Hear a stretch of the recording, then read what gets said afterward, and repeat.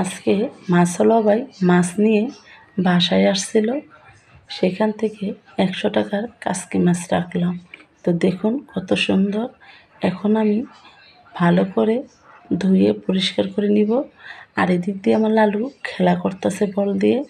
আর আমি পেঁয়াজগুলোকে কেটে নিব, কারণ আজকে আমার সবজিও নেই, ঘরে কোনো টমেটোও নেই, কারণ আনার মতন ঘরে কোনো লোকও নেই।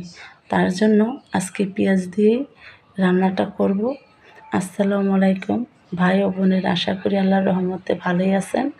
আমিও আল্লাহর রহমতে ভালোই আছি। আপনাদের কাছে নিয়ে আসলাম আরেকটি রেসিপি, কাসকি মাছের। আমার রেসিপিটা ধৈর্য সহকারে দেখবেন।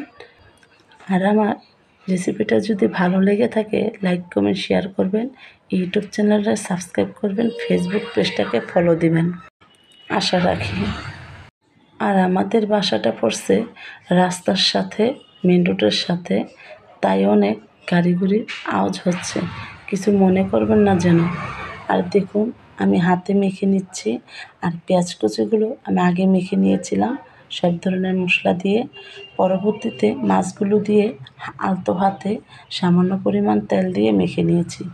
দেখুন আমার রেসিপিটা হয়ে আসছে, মাছগুলো কত সুন্দর দেখা যাচ্ছে।